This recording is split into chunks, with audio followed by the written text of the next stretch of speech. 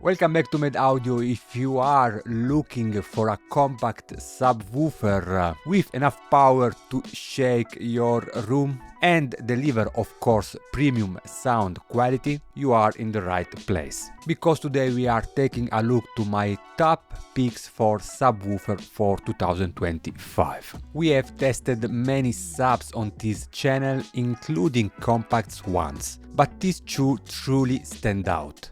So let's not waste any time and jump right in. The first subwoofer comes from Denmark and more precisely Buchardt, a brand that's rapidly climbing the ranks with products that offer outstanding quality at still accessible prices, thanks to their direct-to-consumer sales model. The Buchardt Sub10 features a unique slim design never seen before in a subwoofer, housing a 10-inch woofer. It can be placed either vertically or horizontally, using the included adhesive fit, or even under a sofa. Unfortunately, I don't, but if you have enough space with a thickness of only 16 cm, so 6.3 inch, it remains impressively compact. Inside the box you will find angled RCA adapters to prevent cables from touching the wall or the floor, and as well a USB key. USB that is used to changing the master tunings, but we will explore this later. Other notable features include a magnetic grille, 2 available color options. The cabinet is crafted from 19mm MDF with reinforced woofer mounting, and the built-in Hypex amplifier delivers 400W RMS 1200W peaks, ensuring an impressive frequency response below 220 Hz. But that's not all. This sub is also WiSA compatible, meaning it can be wirelessly paired across brands on Dolby and DTS systems. It comes with Buchardt Smart app for Android and iOS, allowing you for both manual and automatic parametric equalization. But not only, you can also do an automatic room calibrations with a microphone that is not included, unfortunately, and I couldn't test it because I have here just the UMIK-1 that I use also for Direct Live, right? And yes, I would like to see it also compatible with this type of microphone. All in all, the Sub10 it offers really a lot of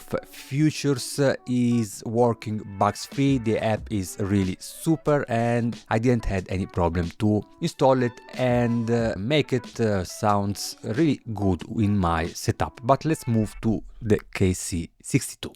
It is impressive how heavy it feels for its compact size. 14 kilograms only, exactly like the Sub10. The build quality is excellent and it features a flat bottom without rubber feet or stands, yet it remains very stable on the floor. Available in 3 color options, the premium finish is stunning, with an elegant design. However, unlike Buchardt, its lack of magnetic grills for the side firing drivers. So if you have curious pets at home, you might want to keep an eye on them. KC62 uses KEF UMIK-1 technology, which combines dual force cancelling drivers. These allow for deeper bass extensions and higher output in an incredibly compact form factor. The Class D amplifier delivers 2 for 500 watts, making this one of the most powerful, if not the most powerful subwoofers I ever tested at this size. Truly impressive, but with some caveat, as we will see. Like the Buchardt, the KC62 allows you to adjust volume and crossover settings, but the phase control is limited to just 0 or 180 degrees, rather than a variable adjustment. The volume knob has stepped increments instead of smooth potentiometer, which unfortunately is not as precise as the Buchardt, forcing me to rely on my deck for some fine-tuning adjustment.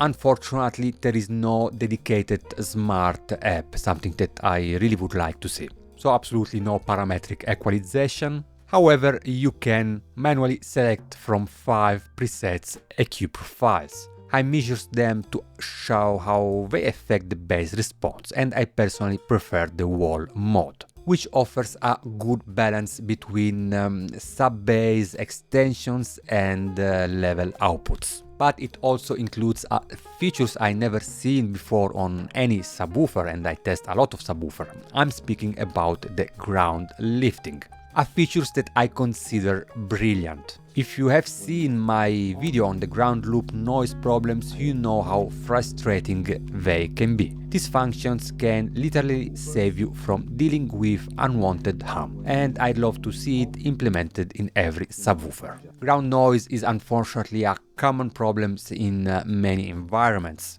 making these features incredibly valuable. For this test I used many setups, hi-fi and home theater, to test all the scenarios. The first system features the NAD C399 amplifier paired with the Focal Aria Evo X1 speaker. As source I used the Eversolo A6 and the SPL Diamond as my reference deck. Focal Aria Evo XN1, great speaker with great soundstage, mid-range and top end, but I found the bass to be too much natural, sometimes really lacking of body. However, it really helps to me to integrate this type of frequency response with a subwoofer, thanks to the natural roll-off of the speaker in the bottom end. Here you can see also the difference in the frequency response with and without the SUB10. Pretty crazy, right? Initially, when I connected the KEF KC62, the sounds felt muddy, especially on vocals.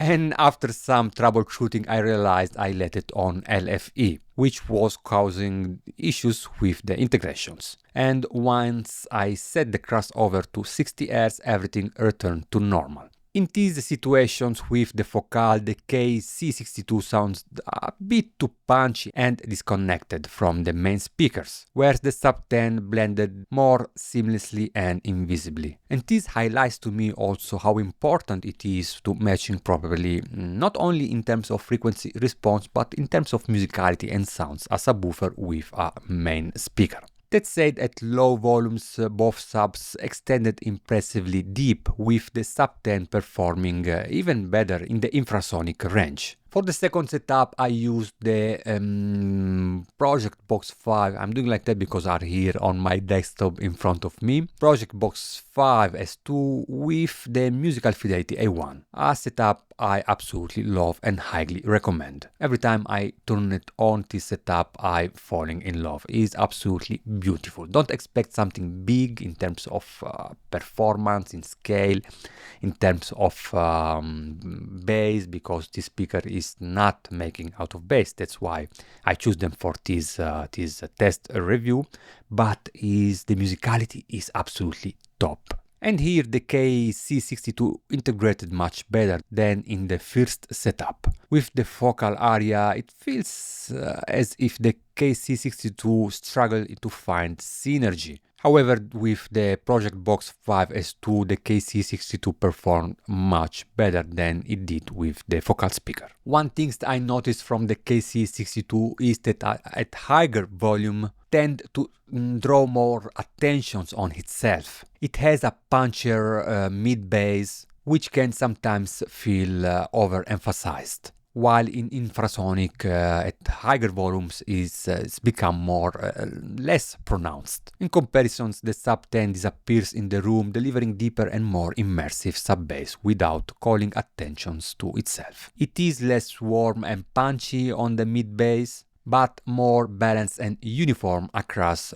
different volumes levels. One thing I really appreciate about the KC62 is the bass imaging. On tracks like Albanotos, for example, the KC62 created a beautifully precise specials effect with infrasonic details sharply localized to the left and the right, offering a pinpoint and well-defined presentations. Moving on to home theater, both subwoofers delivered strong performance but with distinct characteristics. KC62 stood out for its tight and punchy mid-bass, making explosions and action scenes feels more dynamic and energetic. However, at higher volumes, it sometimes felt a bit too aggressive, drawing attention to itself rather than blending seamlessly into the soundscape.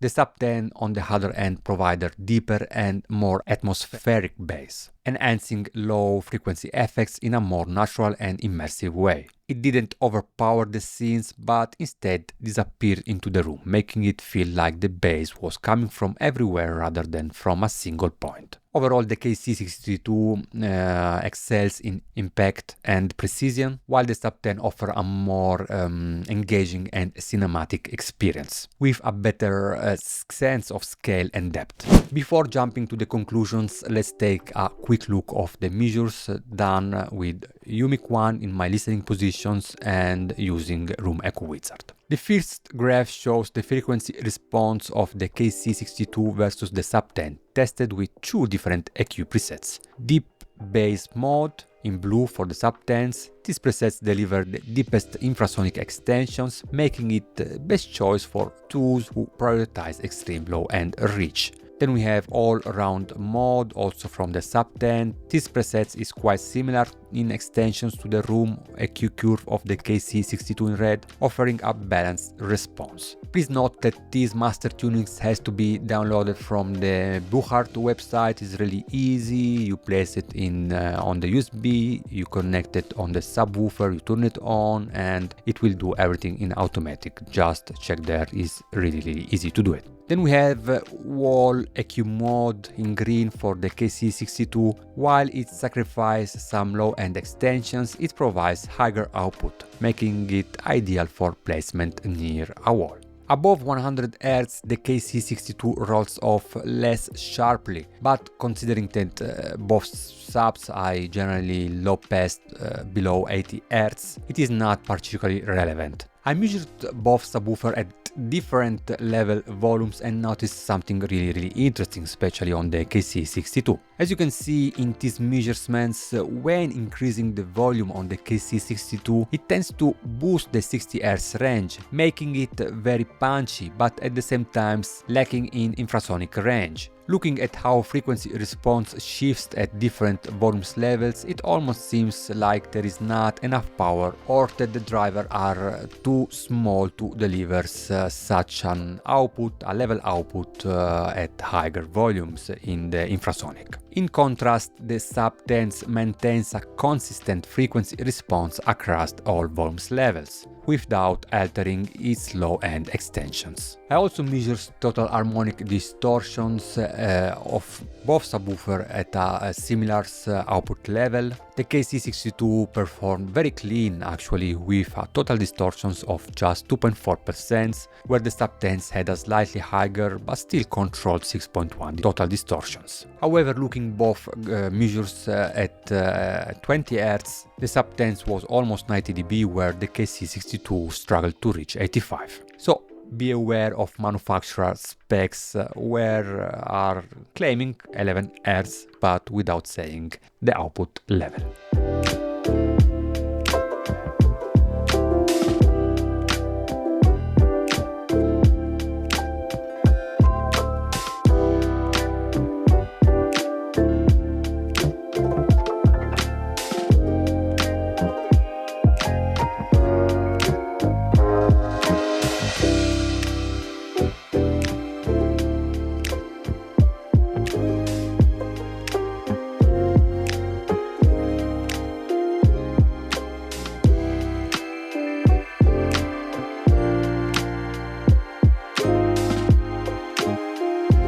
In the end, both subwoofers are impressive for the size, don't get me wrong, but coming with different needs in my opinion. KC62 is punchy, precise and well-built subwoofer with excellent mid-bass impact and a compact design that fits almost anywhere. However, at higher volumes tends to emphasize a bit more the mid-bass in my opinion rather than the infrasonic, limiting deep bass performance. Distortion levels are impressively low, but its maximum output below 20 Hz is lower than expected. SUB10 in the other end offer a more balanced and uniform sub-bass extensions at different higher volumes. It integrates seamlessly with different setup, disappearing into the room rather than drawing attention to itself. And let's not forget the smart app with parametric equalizations, and if you have the microphone automatic room calibrations, that is for sure a next level in terms of integration. And that's it, that was my review of this slim fit subwoofer versus compact designs. I'm sure you will not be disappointed with any of these two. Enjoy them, play with them, try different positions and have fun. That in the end is the most important things. From it out is everything. I hope you guys enjoyed the video. Hit the like buttons, take in consideration to subscribe. Let me know if you have these two subwoofer and if you would like that I check something else in the future, and see you soon. Ciao ciao.